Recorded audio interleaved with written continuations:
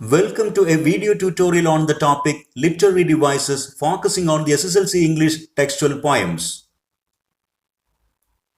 This tutorial is presented by the English Eduspot Edu-Video YouTube channel.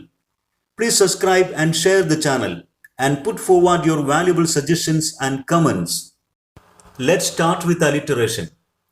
Alliteration is the repetition of an initial consonant sound in successive words in a line. We have to take notice of two important things here. One, we should consider only the consonant sounds, not the consonant letters.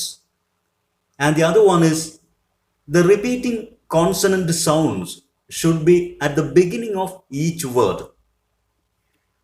ഒരു കവിതാ വരിയിൽ തുടരെ വരുന്ന വാക്കുകളുടെ തുടക്കത്തിൽ വരുന്ന ഒരുപോലുള്ള consonant സൗണ്ടുകളുടെ ആവർത്തനമാണ് alliteration. രണ്ട് പ്രധാന കാര്യങ്ങൾ അലിറ്ററേഷനുമായി ശ്രദ്ധിക്കേണ്ടതുണ്ട്.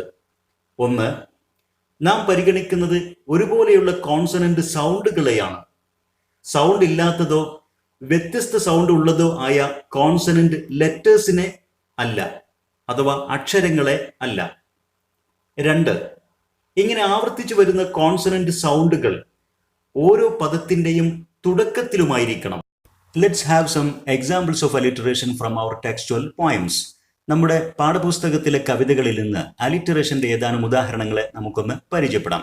ആദ്യം വില്യം വേർഡ്സ്വർത്തിന്റെ lines written in early spring എന്നുള്ള കവിതയിൽ നിന്ന് what man has made of man എന്ന വരിയിൽ മ സൗണ്ടുകൾ 3 പ്രാവശ്യം ആവർത്തിച്ച് ശ്രദ്ധിക്കുക. Man, made, man. അതോടൊപ്പം തന്നെ that there was pleasure there എന്നുള്ള വരിയിൽ ദാറ്റ് എന്ന് തുടങ്ങുന്ന ആ ദ സൗണ്ട് 3 പ്രാവശ്യം ആവർത്തിച്ചിരിക്കുന്നത് ശ്രദ്ധിക്കുക. That, there. അതോടൊപ്പം തന്നെ അടുത്തൊരു കവിതയായ ബ്ലോയിങ് ഇൻ ദ വിൻഡ് എന്നുള്ള ആ പോയത്തിൽ how many roads must man walk down എന്നുള്ള വരിയിൽ മ സൗണ്ടുകൾ 3 പ്രാവശ്യം വന്നിരിക്കുന്നത് ശ്രദ്ധിക്കുക. Many, must, man. അതോടൊപ്പം തന്നെ before she sleeps in the sand എന്നുള്ള ആ വരിയിൽ സ്ലീപ്സ് ആൻഡ് സാൻഡ് 2 പ്രാവശ്യം സ് സൗണ്ടുകൾ ആവർത്തിച്ചുകൊണ്ട് അലിട്രേഷൻ തീർത്തിരിക്കുന്നു. പക്ഷെ ഇവിടെ ഷീ എന്നുള്ളൊരു പദമുണ്ട്, അവിടെ എസ് എന്നുള്ള സമാനമായിട്ടുള്ള കോൺസണന്റ് ലെറ്റർ ഉണ്ടെങ്കിലും അതിന് തുല്യമായ സൗണ്ട് അല്ല ഉള്ളത്. ഷ് ആൻഡ് സ് ആർ ഡിഫറെൻറ്റ്. അതുകൊണ്ട് അതിനെ നമ്മൾ ആ ഷ് സൗണ്ടുള്ള ഷീ എന്നുള്ള വാക്കിലെ ആ സൗണ്ടിനെ നാം ഇതിന് തുല്യമായിട്ട് പരിഗണിക്കാതെ മാറ്റി നിർത്തിയിരിക്കുന്നതും ശ്രദ്ധിക്കുക. അപ്പോൾ സൗണ്ടാണ് പ്രധാനം എന്നുള്ളത് ശ്രദ്ധിക്കണം. അടുത്ത കവിതയിൽ the ballad of Father Gilligan എന്നുള്ള ഈ കവിതയിൽ all the priest Peter Gilligan, priest and Peter സൗണ്ടുകൾ ആവർത്തിച്ചിരിക്കുന്നത് ശ്രദ്ധിക്കുക. അതോടൊപ്പം തന്നെ വളരെ പ്രധാനത്തോടു കൂടി ശ്രദ്ധിക്കേണ്ട ഒരു കാര്യമാണ് വൺസ് വൈൽ എന്നുള്ളിടത്ത് വൺസ് എന്നുള്ളത് ഒ എന്നുള്ള ലെറ്ററിലാണെങ്കിലും അതിന് വൈൽ എന്ന് തുടങ്ങുന്ന പോലെ ഒരു വ് സൗണ്ടാണുള്ളത്. അതുകൊണ്ട് വൺസ് വ്, വൈൽ വ് എന്നിങ്ങനെ തുല്യമായിട്ടുള്ള ശബ്ദങ്ങളായതുകൊണ്ട് നാം അത് അലിറ്ററേഷനായിട്ട് പരിഗണിച്ചിരിക്കുന്നു. ഇവിടെ അക്ഷരമില്ല, പക്ഷേ സൗണ്ടുണ്ട്. നേരത്തെ ഷീ സ്ലീപ്സ് എന്നുള്ളിടത്ത് അക്ഷരമുണ്ട്, പക്ഷേ സൗണ്ട് വ്യത്യാസമാണ്. അപ്പോൾ നമുക്ക് അലിറ്ററേഷനിൽ നാം അക്ഷരങ്ങളെ അല്ല, ലെറ്റേഴ്സിനെ അല്ല പരിഗണിക്കുന്നത്, സൗണ്ടാണ് എന്നുള്ളതിൻ്റെ പ്രകടമായ ഉദാഹരണങ്ങളാണ് ഇതെല്ലാം എന്നുള്ളത് ശ്രദ്ധിക്കുക. Then I have no rest, no joy, no peace എന്നുള്ളിടത്ത് ന് സൗണ്ടുകൾ ആവർത്തിച്ചത് ശ്രദ്ധിക്കുക.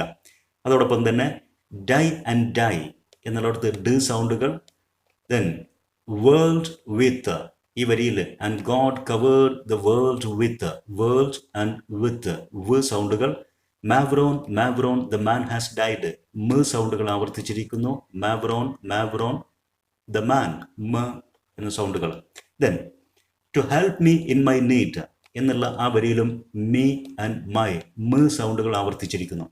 ദെൻ പാബ്ലോ നെരുദയുടെ പോയട്രി എന്നുള്ള കവിതയിൽ something started in my soul, ഇവിടെ സ് സൗണ്ടുകൾ 3 പ്രാവശ്യം ആവർത്തിച്ചിരിക്കുന്നു. Something started soul. ദെൻ 2 പ്രാവശ്യം ഫ് സൗണ്ടുകൾ ഫീവർ ഓഫ് ഫൊർഗോട്ടൺ വിങ്സ് എന്നുള്ള വരിയിൽ ഫീവർ, ഫൊർഗോട്ടൺ. ദെൻ മ സൗണ്ടുകൾ 2 പ്രാവശ്യം ആവർത്തിച്ചിരിക്കുന്നു. And I made my own way, made my. അതോടൊപ്പം തന്നെ and I wrote the first faint line എന്നുള്ള വരിയിൽ ഫസ്റ്റ് ആൻഡ് ഫെയിൻറ്റ് ഫ് സൗണ്ടുകൾ ആവർത്തിച്ചിരിക്കുന്നു. പാൽപിറ്റേറ്റിംഗ് പ്ലാന്റേഷൻസ് എന്നുള്ള ഈ വരിയിൽ പ് സൗണ്ടുകൾ 2 പ്രാവശ്യം വന്നിരിക്കുന്നു. With arrows fire and flowers എന്നുള്ള വരിയിൽ ഫയർ ആൻഡ് ഫ്ലവർ എന്നുള്ളിടത്ത് ഫ് സൗണ്ടുകൾ 2 പ്രാവശ്യം വന്നിരിക്കുന്നത് ശ്രദ്ധിക്കുക. ദെൻ മദർ ടു സൺ എന്നുള്ള കവിതയിൽ so boy don't to turn back എന്നുള്ള വരിയിൽ ബോയ് ആൻഡ് ബാക്ക് ബ് സൗണ്ടുകൾ. അതോടൊപ്പം തന്നെ don't you set down on the steps, set and steps എന്നീ 2 വാക്കുകളിൽ തുടക്കത്തിൽ തന്നെ സ് സൗണ്ടുകൾ ആവർത്തിച്ച് അലിട്രേഷൻ തീർത്തിരിക്കുന്നു. ദെൻ ഇതിലെ മറ്റൊരു വരിയായ cause you finds it is kind hard എന്നുള്ളതിൽ പ്രത്യേകം ശ്രദ്ധിക്കുക. കോസ്, ബിക്കോസ് എന്നതിലൊരു ഷോർട്ട് ഫോം ആണ് ഇവിടെ. കോസ് എന്നുകൊണ്ടാണ് ഇത് തുടങ്ങുന്നത്. പക്ഷേ സി എന്നുള്ള കോൺസണന്റ് ലെറ്റർ ആണെങ്കിലും അതിന് കൈൻഡറിൽ ക്ക് എന്നുള്ള സൗണ്ടിന് സമാനമായിട്ടുള്ള ക്ക് സൗണ്ടാണുള്ളത്, കോസ്. അതുകൊണ്ട് സി എന്നുള്ള ലെറ്റർ ആണെങ്കിലും നമുക്കതിന് ക്ക് എന്നുള്ള സൗണ്ട് ഉണ്ട് എന്നതുകൊണ്ട് നാം അത് അലിറ്ററേഷനായിട്ട് പരിഗണിച്ചിരിക്കുന്നു, കോസ് ആൻഡ് കൈൻഡർ. അപ്പോൾ ഇത്രയും കാര്യങ്ങൾ ശ്രദ്ധിക്കുക. ഇവിടെ ശ്രദ്ധിക്കേണ്ടത് ചിലപ്പോഴൊക്കെ നമുക്ക് തുല്യമായിട്ടുള്ള ലെറ്റേഴ്സ് ഉണ്ടായിരിക്കും, പക്ഷേ വ്യത്യസ്തമായിട്ടുള്ള സൗണ്ടുകളായിരിക്കും. നാം സൗണ്ടുകളെയാണ് പരിഗണിക്കുന്നത്. ചിലപ്പോൾ നമുക്ക് ലെറ്റർ തുല്യമായിരിക്കില്ല, പക്ഷേ വ്യത്യസ്ത ലെറ്റർ ആണെങ്കിലും സമാനമായിട്ടുള്ള സൗണ്ട് ഉണ്ടായിരിക്കും. അപ്പോഴും നാം ആ സൗണ്ടുകളെ പരിഗണിച്ചുകൊണ്ട് അലിട്രേഷൻ തീർത്തിരിക്കുന്നു എന്നുള്ളത് ശ്രദ്ധിക്കുക. ഇനി നമുക്ക് മറ്റൊരു ലിറ്റററി ഡിവൈസിനെ പരിചയപ്പെടാം. Next, allusion. An indirect reference to a person, thing or idea which has a historical, cultural, political or literary importance. A covert indication or hint to something or someone. ചില വാക്പ്രയോഗങ്ങളിലൂടെ മറ്റൊരു വ്യക്തി, വസ്തു, ആശയം തുടങ്ങിയ കാര്യങ്ങളിലേക്ക് നേരിട്ടല്ലാതെ ഒരു സൂചന നൽകുക. അങ്ങനെ സൂചന നൽകപ്പെടുന്ന വ്യക്തികൾക്ക്, സംഭവങ്ങൾക്ക്, ആശയങ്ങൾക്ക് ഒക്കെ ഒരുപക്ഷെ ചില രാഷ്ട്രീയ, സാഹിത്യ, സാംസ്കാരികപരമോ ചരിത്ര പ്രാധാന്യമോ ഉണ്ടായിരിക്കാം. ഇങ്ങനെ ഒരു കാര്യം പ്രതിപാദിച്ചുകൊണ്ട് മറ്റൊരു കാര്യത്തിലേക്ക് അതല്ലെങ്കിൽ ആശയത്തിലേക്ക് നേരിട്ടല്ലാതെ സൂചനകൾ മാത്രം നൽകി വായനക്കാരുടെ ശ്രദ്ധയിൽ കൊണ്ടുവരുന്ന രീതിക്കാണ് അലൂഷൻ എന്ന് പറയുന്നത്. Now, let's examine some examples of allusion from our textual poems. നമ്മുടെ പാഠപുസ്തകത്തിലെ കവിതകളിൽ നിന്ന് അലൂഷൻ എന്നതിൻ്റെ ചില ഉദാഹരണങ്ങളെ നമുക്കൊന്ന് പരിശോധിക്കാം. First, from the poem lines written in early spring, we have this line, what man has made of man. What man has made of മാൻ എന്നുള്ള വരിയിലൂടെ കവി William Wordsworth സൂചന നൽകുന്നത് all the cruelties and destructive activities of man against his own fellow beings and nature. പ്രകൃതിയോടും സ്വന്തം വർഗത്തോടും മനുഷ്യൻ കാണിച്ചു കൂട്ടിയ ക്രൂരതകളിലേക്കാണ് ഈ വരിയിലൂടെ കവി സൂചന നൽകുന്നത്. അതോടൊപ്പം തന്നെ ഈ കവിതയിൽ റീത്സ് എന്നുള്ള ഒരു പദപ്രയോഗമുണ്ട്. നമുക്കറിയാം, റീത്ത് കൊണ്ട് അർത്ഥമാക്കുന്നത് arrangements of flowers in a circular shape used as a sign of respect or remembrance of a dead person. മരണപ്പെട്ട ഒരു വ്യക്തിയുടെ ഓർമ്മകൾക്ക് മുമ്പിൽ ആദരസൂചകമായി നാം സമർപ്പിക്കുന്ന പുഷ്പചക്രം എന്ന അർത്ഥത്തിലാണ് റീത്സ് സാധാരണമായിട്ട് ഉപയോഗിക്കുന്നത്. എന്നാൽ ആ പദം, here the word wreaths alludes to the death of the nature. ഈ കവിതയിൽ ആ പദം ഉപയോഗിച്ചിരിക്കുന്നത് പ്രകൃതിയുടെ മരണം എന്നർത്ഥത്തിലേക്കാണ്. മനുഷ്യൻ പ്രകൃതിയെ കൊന്ന് ആ പ്രകൃതിക്ക് റീത്ത് സമർപ്പിക്കുന്നു എന്ന അതിശക്തമായ ഒരു പ്രതിഷേധത്തിൻ്റെ, ഒരു വിമർശനത്തിൻ്റെ സൂചനയാണ് അതിലൂടെ കവി നൽകിയിരിക്കുന്നത്. ഇനി ബ്ലോയിങ് ഇൻ ദ വിൻഡ് എന്നുള്ള കവിതയിൽ ഒരു ശക്തമായൊരു ചോദ്യമുണ്ട്. How many years can a mountain exist before it is washed to the sea. സമുദ്രത്തിൻ്റെ മുമ്പിൽ അല്ലെങ്കിൽ സമുദ്രത്തിലേക്ക് ഒഴുക്കപ്പെടും മുമ്പ് പർവ്വതങ്ങൾക്ക് എത്ര കാലം പിടിച്ചു നിൽക്കാൻ കഴിയും എന്നുള്ള ശക്തമായ ഒരു ചോദ്യം. ഇവിടെ മൗണ്ടൻ എന്നതുകൊണ്ട് ഉദ്ദേശിക്കുന്നത് അടിച്ചമർത്തുന്ന ഭരണകൂടം, അതല്ലെങ്കിൽ സ്വാച്ഛാധിപതികളായിട്ടുള്ള ഭരണാധികാരികൾ, അവരുടെ ശക്തി. ആ ശക്തിക്ക് എത്ര കാലം പിടിച്ചു നിൽക്കാൻ സാധിക്കും മറ്റൊരു ശക്തിയായ സമുദ്രത്തിൻ്റെ മുമ്പിൽ. സി എന്നതുകൊണ്ട് ഉദ്ദേശിക്കുന്നത് the power of people's protest, ജനങ്ങളുടെ പ്രതിഷേധത്തിൻ്റെ ശക്തി. സമുദ്രം പോലെ ആഴവും പരപ്പും വിശാലതയുമുള്ള, ജനങ്ങൾ ഒരുമിച്ച് കൂടിയാൽ ഉണ്ടാകുന്ന അതിശക്തമായ ആ ശക്തിക്ക് മുമ്പിൽ ഭരണകൂടങ്ങളുടെ ക്രൂരതയുടെ ശക്തിക്ക് അധികാലം പിടിച്ചു നിൽക്കാൻ കഴിയില്ല എന്നുള്ള ഒരു സൂചനയാണ് ഇതിലൂടെ കവി നൽകുന്നത്. ഇനി the ballad of Father Gilligan എന്നുള്ള ആ കവിതയിൽ in the birds or under green sorts lay എന്നുള്ള പ്രയോഗത്തിലൂടെ ആ പ്രദേശത്തുണ്ടായിരിക്കുന്ന ഒരു എപ്പിഡമിക്, ഒരു പകർച്ചവ്യാധിയിലേക്കാണ് കവി സൂചന നൽകുന്നത്.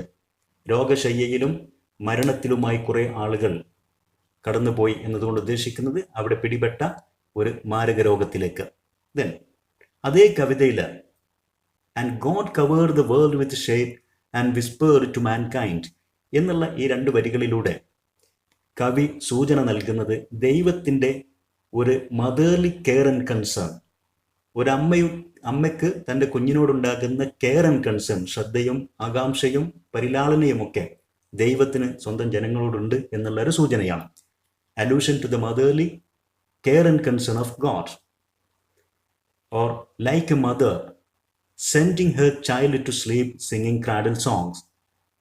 ഒരമ്മ താരാട്ടുപാട്ട് പാടി തൻ്റെ കുഞ്ഞിനെ ഉറക്കിലേക്ക് നയിക്കുന്നത് പോലെ രാത്രിയുടെ ശാന്തത കൊണ്ട്, രാത്രിയുടെ ഇരുട്ടുകൊണ്ട് പുതച്ചു മൂടി ജനങ്ങളെ ചെറിയ കാറ്റിൻ്റെ മന്ത്രം കാതിലേക്ക് കേൾപ്പിച്ചുകൊണ്ട് ഉറക്കിലേക്ക് ദൈവം നയിച്ചു എന്നുള്ളത് കൊണ്ട് സൂചിപ്പിക്കുന്നത് ഇതാണ്. അടുത്തത് പോയട്രി എന്നുള്ള കവിതയിൽ പാൽപിറ്റേറ്റിംഗ് പ്ലാന്റേഷൻസ് റിഡിൽഡ് വിത്ത് ആരോസ് ഫയർ എന്നീ പ്രയോഗങ്ങൾ കാണാം. ഇവിടെ പ്ലാന്റേഷൻസ് എന്നതുകൊണ്ട് ഉദ്ദേശിക്കുന്നത് വൻകിട കുത്തക രാജ്യങ്ങൾ അവരുടെ ലാഭത്തിന് വേണ്ടിയിട്ട് അവരുടെ കോളനികളാക്കിയിട്ട് ചെറുകിട രാജ്യങ്ങളെ ഒരു പ്ലാന്റേഷൻ പോലെ നിലനിർത്തിയിരിക്കുന്നു. അവിടെ വിളയുന്ന കാർഷിക വിളകളെയൊക്കെ തങ്ങളുടെ ലാഭത്തിന് വേണ്ടിയിട്ട് ഉപയോഗിക്കാൻ, എക്സ്പ്ലോയിറ്റ് ചെയ്യാൻ വേണ്ടിയിട്ട് കോളനിവൽക്കരിച്ചിരിക്കുന്നു എന്നുള്ളൊരു സൂചന പ്ലാന്റേഷൻ കൊണ്ട് ഉദ്ദേശിക്കുന്നത്. റിഡിൽഡ് വിത്ത് ആരോസ് എന്നുള്ളത് ഇത്തരം കോളനികളെ സൃഷ്ടിക്കുന്നതിൽ, പിടിച്ചടക്കുന്നതിൽ ഇടയിലുണ്ടാകുന്ന ആയുധ പ്രയോഗങ്ങൾ, അതോടൊപ്പം തന്നെ ഫയർ, വയലൻസ്, സംഘട്ടനങ്ങൾ, സ്ട്രഗിൾ, വയലൻസ് എന്നതിലൊക്കെ ഫയർ എന്നുള്ള പദവും സൂചന നൽകിയിരിക്കുന്നു. ഇങ്ങനെയുള്ള ചില പ്രയോഗങ്ങളിലൂടെ മറ്റ് ചില സംഭവങ്ങളിലേക്ക് സൂചന നൽകുന്ന ആ രീതിക്കാണ് അലൂഷൻ എന്ന് പറയുന്നത്. ഇനി നമുക്ക് മറ്റൊരു ലിറ്റററി ഡിവൈസിനെ പരിചയപ്പെടാം. Next, അനഫോറ. Anaphora is the repetition of the same word or phrase at the beginning of successive clauses or verses. കവിതാ വരികളുടെയോ അതല്ലെങ്കിൽ മറ്റേതെങ്കിലും തരത്തിലുള്ള സാഹിത്യ രചനകളിലെ വാചകങ്ങളുടെയൊക്കെ തുടക്കത്തിൽ ഒരുപോലെ ഉള്ള വേർഡ് ഓർ ഫ്രേസ് ആവർത്തിച്ചു വരുന്നതിനെയാണ് അനഫോറ എന്നതുകൊണ്ട് ഉദ്ദേശിക്കുന്നത്. Let's have some examples from our textual poems. From the poem Lines Written in Early Spring, we have here 2 lines. If this belief from heaven be sent, if such be nature's holy plan. Here we can see the word if repeats 2 times at the beginning of each line. We have more examples. From the poem The Ballad of Father Gilligan, we have here 2 lines. He knelt and leaning on the chair, he prayed and fell asleep. Here the word he repeats 2 times at the beginning of each line. And again, and the moth overwent from the fields and stars began to peep. The word and repeats here 2 times at the beginning of each line. And we have more examples. And leaves shook in the wind, and God covered the world with shade and whispered to mankind. Here we can see the word and repeats 3 times at the beginning of every line. From the poem Mother to Son, we have another example of anaphora. And splinters, and boards torn up, and places with no carpet on the floor. Here also the word and repeats 3 times at the beginning of every line. Anaphora is possible not only in poems, it is widely used in prose as well. പദ്യത്തിൽ മാത്രമല്ല അനഫോറ സാധ്യമാകുന്നത്, ഗദ്യത്തിലും സാധ്യമാകും. A very good example is from Winston Churchill's speech. Winston ചേർച്ചിലിൻ്റെ പ്രഭാഷണത്തിൽ അതിനുള്ള നല്ലൊരു ഉദാഹരണം കാണാൻ സാധിക്കും. We shall fight in France. We shall fight on the seas and oceans. We shall fight with growing confidence. ചേർച്ചിലിൻ്റെ ഈ പ്രഭാഷണത്തിൽ we shall fight എന്നുള്ള ഫ്രേസ് 3 പ്രാവശ്യം ആവർത്തിച്ചു വന്നിരിക്കുന്നത് ശ്രദ്ധിക്കുക. പ്രോസിൽ അനഫോറ ഉപയോഗിച്ചിരിക്കുന്നതിന് ഏറ്റവും നല്ലൊരു ഉദാഹരണമാണിത്. ഇനി നമുക്ക് മറ്റൊരു ലിറ്റററി ഡിവൈസ് പരിചയപ്പെടാം. Assonance. Assonance is the repetition of similar or identical vowel sounds in nearby words that do not start with the same consonants. The repeating sound can occur anywhere in the word. We have to take notice of two things here. The nearby words should not begin with the same consonants, and the repeating vowel sounds can occur anywhere in the word, at the beginning, in the middle, or at the end of the word. വ്യത്യസ്തമായ കോൺസണന്റുകൾ കൊണ്ട് തുടങ്ങുന്നതും അടുത്തടുത്ത് വരുന്നതുമായ പദങ്ങളിൽ വരുന്ന ഒരേപോലുള്ളതോ സമാനതയുള്ളതോ ആയ vowel സൗണ്ടുകളുടെ ആവർത്തനത്തിനാണ് ആസണൻസ് എന്ന് പറയുന്നത്. ഇവിടെ രണ്ട് കാര്യങ്ങൾ നാം പ്രത്യേകം ശ്രദ്ധിക്കേണ്ടതുണ്ട്.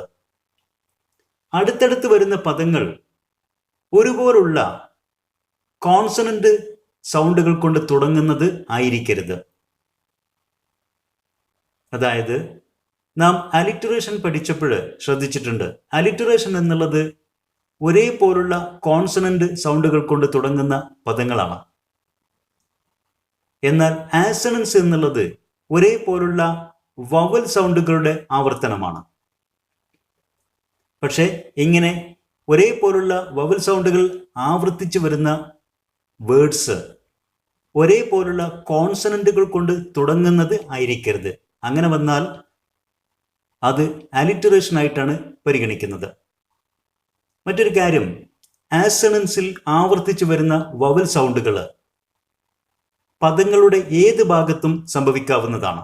തുടക്കത്തിലോ മധ്യത്തിലോ അവസാനത്തിലോ ഒക്കെ അത് വരാവുന്നതാണ്.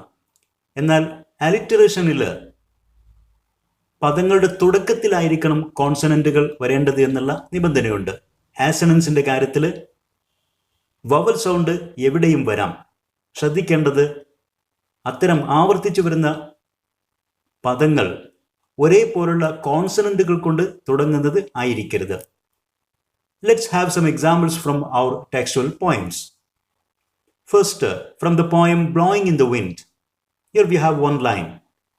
The answer is blowing in the wind. Here we can see the is blowing in the wind. തുടങ്ങിയ ഈ പദങ്ങളിലൊക്കെ തന്നെ ഈ എന്നുള്ള വവൽ സൗണ്ട് ആവർത്തിച്ചു വരുന്നു. The definite article the is pronounced here the. കാരണം ആൻസർ എന്നുള്ള പദം ഒരു വവൽ സൗണ്ട് കൊണ്ട് തുടങ്ങുന്ന പദമായതുകൊണ്ട് അതിന് മുമ്പിൽ വരുന്ന ഡെഫിനിറ്റ് ആർട്ടിക്കിളിനെ നാം ദി എന്നാണ് ഉച്ചരിക്കേണ്ടത്. എന്നാൽ കോൺസണന്റ് സൗണ്ടുകൾ കൊണ്ട് തുടങ്ങുന്ന പദങ്ങൾക്ക് മുമ്പിലാണ് ഡെഫിനിറ്റ് ആർട്ടിക്കിൾ വരുന്നതെങ്കിൽ അതിനെ നാം ദ എന്ന രൂപത്തിലാണ് ഉച്ചരിക്കുക. ഉദാഹരണത്തിന് the question, the answer. Then അതേ കവിതയിൽ നിന്ന് മറ്റൊരു വരി, yes and how many times can a man turn his head. ഇവിടെ എല്ലാം നമുക്ക് എ എ എ എന്നുള്ള സൗണ്ടുകൾ ആവർത്തിച്ചിരിക്കുന്നത് ശ്രദ്ധിക്കുക. ഇവിടൊക്കെ ഈ വവൽ സൗണ്ടുകൾ ഐഡന്റിക്കൽ ആയിരിക്കണം എന്നുള്ള നിബന്ധന ഇല്ല. സിമിലർ ആയിരുന്നാലും മതി. എന്ന് വെച്ചാൽ ഒരേപോലെ കൃത്യമായിരുന്നിട്ടുള്ള വവൽ സൗണ്ടുകൾ ആയിരിക്കണം എന്നില്ല. അതിനോട് സമാനമായിട്ടുള്ള ഏറെ അടുത്ത് നിൽക്കുന്ന വവൽ സൗണ്ടുകളുടെ ആവർത്തനത്തെയും ആസൊണൻസ് ആയിട്ട് പരിഗണിക്കാവുന്നതാണ്. Then another example from the ballad of Father Gilligan എന്നുള്ള കവിതയിൽ നിന്ന് നോ ജോയ്. ഇവിടെ ഓ എന്നുള്ള സൗണ്ട് ആവർത്തിക്കുന്നത് ശ്രദ്ധിക്കുക. എന്നാൽ ഇവിടെ തന്നെ മറ്റൊരു എക്സാമ്പിൾ ശ്രദ്ധിക്കുക. നോ റെസ്റ്റ് നോ പീസ് എന്നുള്ള ഭാഗത്ത് നമുക്ക് നോ നോ എന്നുള്ളിടത്തും ഓ എന്നുള്ള റെപ്പറ്റീഷൻ ഉണ്ട് വവൽ സൗണ്ടുകളുടെ. പക്ഷേ ഇതിനെ നമ്മളൊരു ആസണൻസ് ആയിട്ട് പരിഗണിക്കാറില്ല. കാരണം ഈ രണ്ട് വേർഡുകളും നോ ആൻഡ് നോ സ്റ്റാർട്ട് ചെയ്തിരിക്കുന്നത് ഒരേപോലുള്ള ഐഡന്റിക്കൽ ആയിട്ടുള്ള കോൺസണന്റ് സൗണ്ടുകൾ കൊണ്ടാണ്. അത് അലിറ്ററേഷൻ ആണ്, നോട്ട് അസോണൻസ് എന്നുള്ളത് പ്രത്യേകം ശ്രദ്ധിക്കുക. ദെൻ മറ്റ് എക്സാമ്പിളുകൾ, my body spake not I, my spake I. ഇവിടെയൊക്കെ ഐ എന്നുള്ള സൗണ്ട് ആവർത്തിച്ചത് ശ്രദ്ധിക്കുക. And star began to peep എന്നുള്ള വരിയിൽ ആൻഡ് സ്റ്റാർ ബിഗാൻ എന്നുള്ളിടത്തൊക്കെ എ സൗണ്ടുകൾ ആവർത്തിച്ചിരിക്കുന്നു. He died an hour ago, an hour ago A സൗണ്ടുകൾ ആവർത്തിച്ചിരിക്കുന്നു. As merry as a bird എന്നുള്ളിടത്ത് എ മ ആസ് എ എന്നുള്ളിടത്തൊക്കെ എ സൗണ്ടുകൾ ആവർത്തിച്ച് ശ്രദ്ധിക്കുക. കവേർഡ് ദ വേൾഡ് എന്നുള്ളിടത്ത് എന്നുള്ള ലോങ് സൗണ്ട് ആവർത്തിച്ചിരിക്കുന്നു. ദെൻ അതുപോലെ തന്നെ പോയട്രി എന്നുള്ള കവിതയിൽ നിന്ന് ഐ ഡോണ്ട് നോ വേ എന്നുള്ള വരിയിൽ ഡോൺ നോ എന്നുള്ളത് ആസൊണൻസ് ആയിട്ട് ഓ സൗണ്ടുകൾ ആവർത്തിച്ചിരിക്കുന്നത് ശ്രദ്ധിക്കുക. ഇത് രണ്ട് പാർട്ടാണ്, രണ്ടിടത്തും ഒരേപോലെ തന്നെ ഡോൺ നോ എന്നുള്ളത്. പക്ഷെ നാം ഇവിടെ ഡോൺ ആൻഡ് ഡോൺ എന്നുള്ള ആവർത്തനത്തെ ആസൊണൻസ് ആയിട്ടല്ല പരിഗണിക്കുന്നത്, അത് അലിറ്ററേഷൻ ആണ്. Then and I made my own way എന്നുള്ളിടത്ത് ഐ സൗണ്ടുകൾ ആവർത്തിച്ചിരിക്കുന്നത് ശ്രദ്ധിക്കുക. അതോടൊപ്പം തന്നെ ആ കവിതയിൽ നിന്നുള്ള മറ്റൊരു ലൈനാണ് ആൻഡ് ഐ ഇൻഫിനിറ്റേസിമൽ ബീയിങ് എന്നുള്ളിടത്ത് ഇൻഫിനിറ്റേസിമൽ എന്നുള്ള ആ ഒരൊറ്റ വേർഡിൽ തന്നെ ഇൻഫിനിറ്റേസിമൽ എന്നുള്ളിടത്തെല്ലാം 4 പ്രാവശ്യം ആ ഒരൊറ്റ വേർഡിൽ ഈ സൗണ്ടുകൾ ആവർത്തിച്ചിരിക്കുന്നു. ദെൻ ബീയിങ് എന്നുള്ളിടത്ത് വീണ്ടും ഒരു ഈ ശബ്ദം കൂടെ ആവർത്തിച്ചിരിക്കുന്നത് ശ്രദ്ധിക്കുക.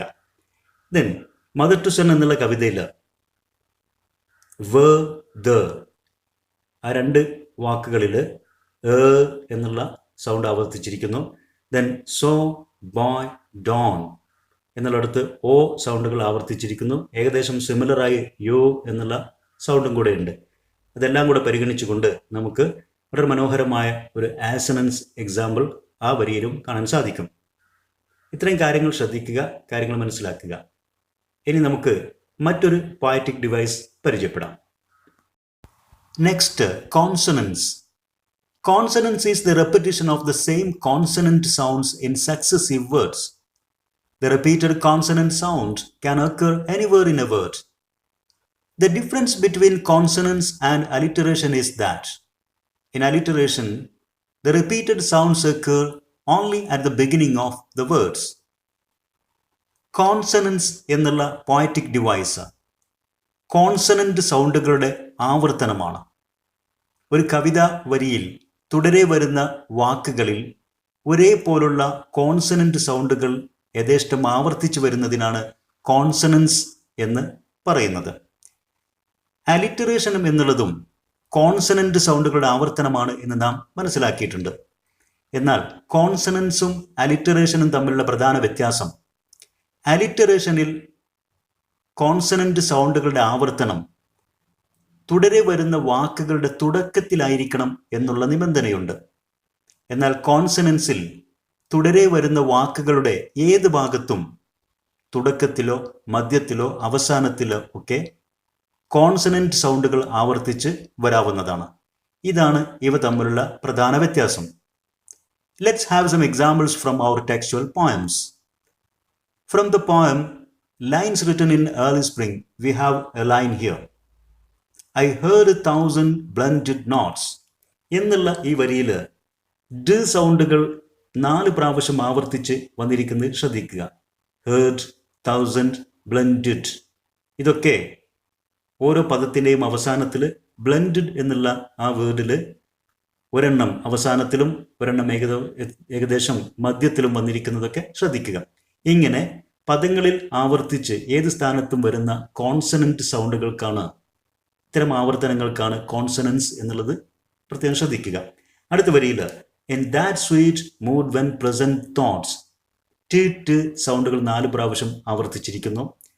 Through the primrose tufts in that green bower the periwinkle trailed its wreaths എന്നുള്ള വരികളിൽ സൗണ്ടുകൾ ആവർത്തിച്ചിരിക്കുന്നത് ശ്രദ്ധിക്കുക. The birds around me hopped and played, ഡ സൗണ്ടുകൾ 4 പ്രാവശ്യം ആവർത്തിച്ചിരിക്കുന്നു ആ വരിയിൽ. Then if this belief from heaven descend എന്നുള്ള ആ ലൈനിൽ സൗണ്ടുകൾ ആവർത്തിച്ചിരിക്കുന്നു. ഇവിടെ ബിലീഫ് ആൻഡ് ഫ്രം, അതോടൊപ്പം തന്നെ ഇഫ് എന്നുള്ള പദങ്ങളൊക്കെ ശ്രദ്ധിക്കുമ്പോൾ ഫ്രം എന്നുള്ള പദം സൗണ്ട് തുടങ്ങിയിരിക്കുന്നത് അതിൻ്റെ സ്റ്റാർട്ടിങ്ങിലാണ്. പക്ഷേ അതുപോലെ മറ്റൊരു പദം സ്റ്റാർട്ടിങ്ങിൽ കോൺസണന്റ് സൗണ്ട് വന്ന ഒരു പദം ഇല്ലാത്തത് കൊണ്ട് അവിടെ അലിട്രേഷൻ തീർക്കുന്നില്ല. മറിച്ച് ഇത് കോൺസണൻസിന്റെ ഉദാഹരണമായിട്ടാണ് നാം പരിഗണിച്ചിരിക്കുന്നത്. Then blowing in the wind എന്നുള്ള കവിതയിൽ നിന്ന് yes and how many years can a mountain exist എന്നുള്ള വരിയിൽ ആൻഡ് മെനി ക്യാൻ മൗണ്ടൻ എന്നിങ്ങനെ 5 പ്രാവശ്യം സൗണ്ടുകൾ ആവർത്തിച്ചിരിക്കുന്നത് ശ്രദ്ധിക്കുക. അതോടൊപ്പം തന്നെ and how many times can a man turn his head എന്നുള്ള വരിയിലും 5 പ്രാവശ്യം ന് സൗണ്ടുകൾ ആവർത്തിച്ച് വന്നത് ശ്രദ്ധിക്കുക. Then the ballad of Father Gilligan എന്നുള്ള ആ കവിതയിൽ നിന്ന് the slowly into millions grew എന്നുള്ള ആ വരി, they slowly into millions grew, ഇവിടെയൊക്കെ സ്ലോലി മില്യൻസ് സൗണ്ടുകൾ ആവർത്തിച്ചിരിക്കുന്നു. അതോടൊപ്പം തന്നെ and God covered the world with shade സൗണ്ടുകൾ ആവർത്തിച്ചത് ശ്രദ്ധിക്കുക. വീണ്ടും ആൻഡ് വിസ്പേർഡ് ടു മാൻകൈൻഡ്, ഇവിടെയൊക്കെ റെപ്പറ്റീഷൻ ഓഫ് എന്നുള്ളത് കോൺസണൻസ് തീർക്കുന്നത് ശ്രദ്ധിക്കുക. അതോടൊപ്പം തന്നെ വീണ്ടും by rocky lane and fen he turned and died എന്നീ 2 വരികളിൽ ആദ്യ വരിയിൽ ലെയിൻ ആൻഡ് ഫെൻ, ഇവിടെയൊക്കെ സൗണ്ടുകൾ, ടേൺഡ് ആൻഡ് ഡൈഡ് 4 പ്രാവശ്യം സൗണ്ടുകൾ ആവർത്തിച്ച് വന്നത് ശ്രദ്ധിക്കുക. ദെൻ വീണ്ടും പോയട്രി എന്നുള്ള കവിതയിൽ and it was at that age കഴിഞ്ഞടുത്ത് പോയട്രി അറൈവ്ഡ് എന്നുള്ള ആ വരികളിലെല്ലാം തന്നെ സൗണ്ടുകൾ ആവർത്തനം നമുക്ക് വ്യക്തമായിട്ട് കാണാവുന്നതാണ്. ദെൻ വീണ്ടും പോയട്രി എന്നുള്ള കവിതയിൽ നിന്ന് I wrote the first faint line സൗണ്ടുകൾ വീണ്ടും ആവർത്തിച്ചിരിക്കുന്നു. ദെൻ മദർ ടു സൺ എന്നുള്ള കവിതയുടെ ഓപ്പണിംഗ് ലൈൻ തന്നെ well son I'll tell you എന്നുള്ളിടത്ത് സൗണ്ടുകൾ ആവർത്തിച്ച് വന്നിരിക്കുന്നു. വീണ്ടും and reachin', landin' and turnin' corners എന്നിവയൊക്കെ സൗണ്ടുകളുടെ ആവർത്തനമാണ്. ദെൻ അവസാന വരിയിൽ cause you finds it is kind hard എന്നുള്ളിടത്ത് 2 സൗണ്ടുകൾ വ്യത്യസ്തമായി ആവർത്തിച്ചുകൊണ്ട് കോൺസണൻസ് തീർത്തിരിക്കുന്നത് ശ്രദ്ധിക്കുക. കോസ് ഇവിടെ sound, finds sound, it is എന്നുള്ളിടത്ത് ഇറ്റ്സ് എന്നുള്ള ആ സൗണ്ട്, അതോടൊപ്പം തന്നെ ഫൈൻഡ്, കൈൻഡ്, ഹാർഡ് സൗണ്ടുകൾ, ആ വരിയിൽ ആൻഡ് സൗണ്ടുകൾ യഥേഷ്ടം ആവർത്തിച്ചുകൊണ്ട് കോൺസണൻസ് തീർത്തത് ശ്രദ്ധിക്കുക. ഇത്രയുമാണ് കോൺസണൻസുകളെ കുറിച്ച് ശ്രദ്ധിക്കേണ്ട കാര്യങ്ങൾ. ഇനി നമുക്ക് മറ്റൊരു പോയറ്റിക് ഡിവൈസ് പരിശോധിക്കാം. Next, contrast. As A literary device, contrast is the use of 2 or more opposite words to describe the different aspects of things or ideas. കവിതയിൽ പരാമർശിക്കുന്ന കാര്യങ്ങളെ അല്ലെങ്കിൽ ആശയങ്ങളെ വ്യത്യസ്ത തലങ്ങളിൽ നിന്നുകൊണ്ട് വിശദീകരിക്കുന്നതിന് വേണ്ടി പലപ്പോഴും വിപരീത പദങ്ങളെ ഉപയോഗിക്കുന്ന രീതിയുണ്ട്. ഇങ്ങനെ വിപരീത പദങ്ങളെ ഉപയോഗിച്ച് കാര്യങ്ങൾ വിശദീകരിക്കുന്നതിനെ കോൺട്രാസ്റ്റ് എന്ന് പറയുന്നു. Let's have some examples of contrast from our textual poems. From the poem Lines Written in Early Spring, we have a very good example of contrast. In that sweet mood when pleasant thoughts bring sad thoughts to the mind. ഈ വരികളിൽ കവി pleasant thoughts and sad thoughts എന്നിങ്ങനെ കോൺട്രാസ്റ്റുകൾ ഉപയോഗിച്ചിരിക്കുന്നു. കവി ഒരു പ്രകൃതി സ്നേഹിയാണ്. അദ്ദേഹം പ്രകൃതിയിൽ ഒരു ഗ്രോവിൽ, ഒരു തോട്ടത്തിലിരിക്കുമ്പോൾ പ്രകൃതിയുടെ മനോഹാരിത അദ്ദേഹത്തിന്റെ മനസ്സിലേക്ക് പ്ലസന്റ് തോട്ട്സ് കൊണ്ടുവരുന്നു. എന്നാൽ മനുഷ്യന്റെ ലോകത്തെക്കുറിച്ച് ചിന്തിക്കുമ്പോൾ, മനുഷ്യനോടും പ്രകൃതിയോടും ചെയ്യുന്ന ക്രൂരതകളെക്കുറിച്ച് ആലോചിക്കുമ്പോൾ അദ്ദേഹത്തിന്റെ മനസ്സിലേക്ക് സാഡ് തോട്ട്സ് കൊണ്ടുവരുന്നു. പ്രകൃതി സ്നേഹിയായ ഒരു മനുഷ്യന്റെ മനസ്സിലേക്ക് കയറി വരുന്ന വ്യത്യസ്ത ചിന്തകളുടെ വിശാലമായൊരു ലോകത്തെ തീർക്കുകയാണ് 2 പ്രയോഗങ്ങളിലൂടെ കോൺട്രാസ്റ്റ് ഉപയോഗിച്ചുകൊണ്ട് കവി ഇവിടെ. അതുപോലെ തന്നെ പോയട്രി എന്നുള്ള കവിതയിൽ കോൺട്രാസ്റ്റിന്റെ വിപുലമായ ഉപയോഗം നമുക്ക് കാണാൻ സാധിക്കും. കവിത വന്നത് എവിടെ നിന്ന് എന്ന് വിശദീകരിക്കുന്ന ഭാഗത്ത് കവി പറയുന്നു, from winter or A river. Winter is A frozen state and river is A flowing state. Winter എന്നുള്ളത് തണുത്തുറഞ്ഞ് എല്ലാം നിശ്ചലമാകുന്ന ഒരവസ്ഥ. എന്നാൽ അതിൻ്റെ വിപരീതമായ റിവർ എ ഫ്ലോയിങ് സ്റ്റേറ്റ്, ഒഴുകുന്ന ചലനാത്മകമായിട്ടുള്ള ഒരവസ്ഥ. ഏതൊരവസ്ഥയിലും എന്ന് വെച്ചാൽ അവസ്ഥകളുടെ വിശാലമായ ഒരു ലോകത്തെ തീർക്കുന്ന ഒരു രീതി. അതോടൊപ്പം തന്നെ അദ്ദേഹം കവിത തന്നെ വിളിച്ചതിനെ കുറിച്ച് പരാമർശിക്കുന്നിടത്ത് വിളികളുടെ വ്യത്യസ്ത തലങ്ങളെ അദ്ദേഹം പരിചയപ്പെടുത്തുന്നത് ഓപ്പോസിറ്റിലൂടെയാണ്. Voice call or silent call എന്ന രൂപത്തിലേക്ക്. അതോടൊപ്പം തന്നെ കവിത തന്നെ തേടി വന്ന് സ്പർശിച്ചത് from the others or returning alone. When he was in a group or was alone എന്നൊരവസ്ഥയിൽ കവിത എപ്പോഴാണ് തന്നെ തേടി വന്നത്? താൻ മറ്റാൾക്കൂട്ടത്തിൽ നിൽക്കുന്ന ഒരവസ്ഥയിലായിരുന്നോ, അതല്ല തനിച്ചായ ഒരവസ്ഥയിലായിരുന്നോ? ഒരു വ്യക്തിയുടെ എല്ലാ തലങ്ങളെയും അവസ്ഥയെയും വിശദീകരിക്കാൻ രണ്ട് ഓപ്പോസിറ്റ് വേർഡുകൾ കൊണ്ട് കവിക്ക് സാധിക്കുന്നു. അതോടൊപ്പം അദ്ദേഹത്തിൻ്റെ വരികളെ വിശദീകരിക്കുന്നത് തൻ്റെ വരികൾ പ്യുവർ നോൺസെൻസ് അതല്ലെങ്കിൽ പ്യുവർ വിസ്ഡം എന്ന രൂപത്തിലാണ്. His first lines were nonsense or wisdom of a beginner. ഒരു തുടക്കക്കാരൻ കവിയുടെ ചെറിയ ബുദ്ധി അതല്ലെങ്കിൽ പരിപൂർണമായ വിഡ്ഢിത്തം തൻ്റെ വരികളെ ഏത് രീതിയിലും വിശദീകരിക്കാമെന്നുള്ള ഒരു വിശാലമായ തലം തീർക്കുകയാണ്. അതോടൊപ്പം ഫയർ ആൻഡ് ഫ്ലവേഴ്സ് എന്നീ രണ്ട് ഓപ്പോസിറ്റ് വേർഡുകളായിട്ട് ഇവിടെ ഉപയോഗിച്ചിരിക്കുന്നത്. ഫയർ എന്നുള്ളത് വാർ, സ്ട്രഗിൾ, ആൻഡ് ഫ്ലവേഴ്സ് എന്നുള്ളത് പീസ് ആൻഡ് ഹോപ്പ്, യുദ്ധവും സമാധാനവും എന്ന് നമുക്ക് വേണമെങ്കിൽ വിശദീകരിക്കാം. ഒരു ലോകത്ത് ഭൂമിയിൽ യുദ്ധങ്ങളുടെയും സമാധാനത്തിൻ്റെയും മാറി മാറി വരുന്ന ഒരവസ്ഥ രണ്ട് ചെറിയ പദങ്ങളിലൂടെ ഓപ്പോസിറ്റ് കോൺട്രാസ്റ്റ് തീർത്തുകൊണ്ട് ഒരു കവി എത്ര മനോഹരമായാണ് ചിത്രീകരിച്ചിരിക്കുന്നത് എന്നത് നമുക്കിവിടെ കാണാൻ സാധിക്കും.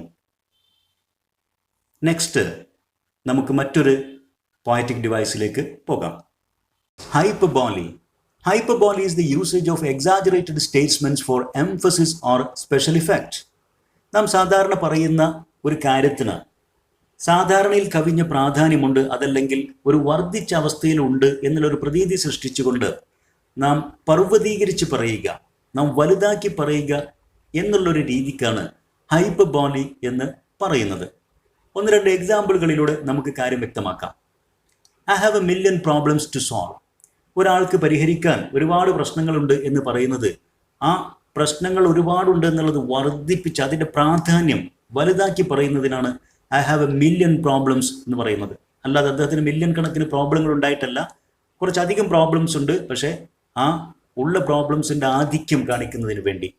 അതോടൊപ്പം തന്നെ I am so hungry that I can eat an elephant. ഒരു ആനയെ തിന്നാനുള്ള വിശപ്പ് എനിക്കുണ്ട് എന്നൊരാൾ പറയുമ്പോൾ അദ്ദേഹത്തിൻ്റെ വിശപ്പിൻ്റെ കാഠിന്യം, അതിൻ്റെ വർദ്ധിച്ച അവസ്ഥ കാണിക്കുന്നതിനുള്ള ഒരു പ്രയോഗം മാത്രമാണിത്, അല്ലാതെ ഒരു ആനയെ ഒരാൾക്ക് തിന്നാൻ കഴിഞ്ഞിട്ടല്ലല്ലോ. Let's have some more examples of hyperbole from our textual poems. From the poem Lines Written in Early Spring, we have a very good example of hyperbole.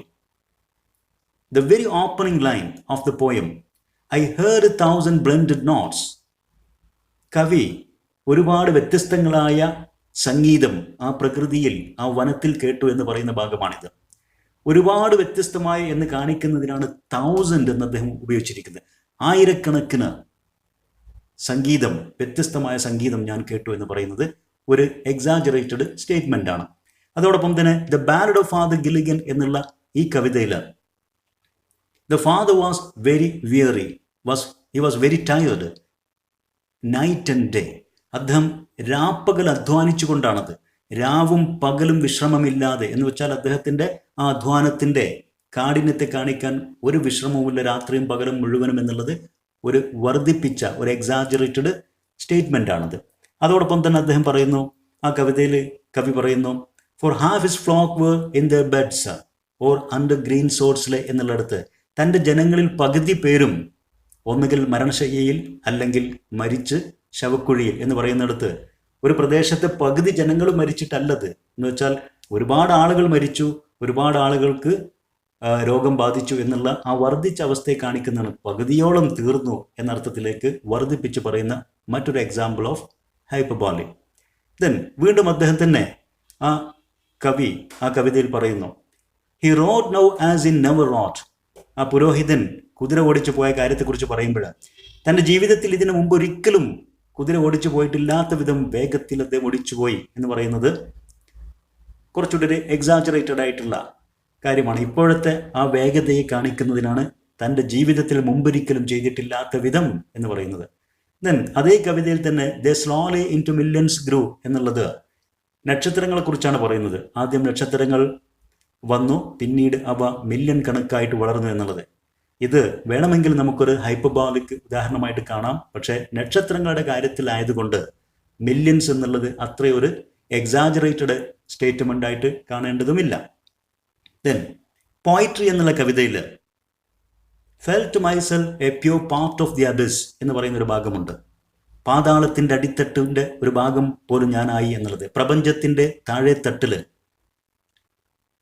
അതിൻ്റെ ഒരു ഭാഗമായി ഞാൻ തീർന്നു എന്നുള്ളത്, പാതാളത്തിൻ്റെ അങ്ങേ അറ്റത്തിൽ ഫാത്തംലെസ് അബിസ്, ആഴമളക്കാൻ കഴിയാത്ത വിധം താഴ്ന്ന തട്ടിലും ഞാൻ എത്തിച്ചേർന്നു എന്നൊക്കെ പറയുന്ന കുറച്ചൊരു വർദ്ധിപ്പിച്ച ഒരു സ്റ്റേറ്റ്മെൻ്റ് ആയിട്ട് നമുക്ക് കാണാൻ സാധിക്കും.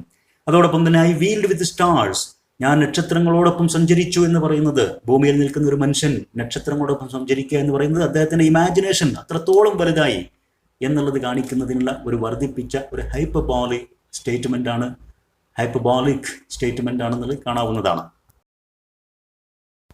We end the first part of this video tutorial here. The explanation of the remaining literary devices we will have in another part of this video. Till then, goodbye and thanks for watching.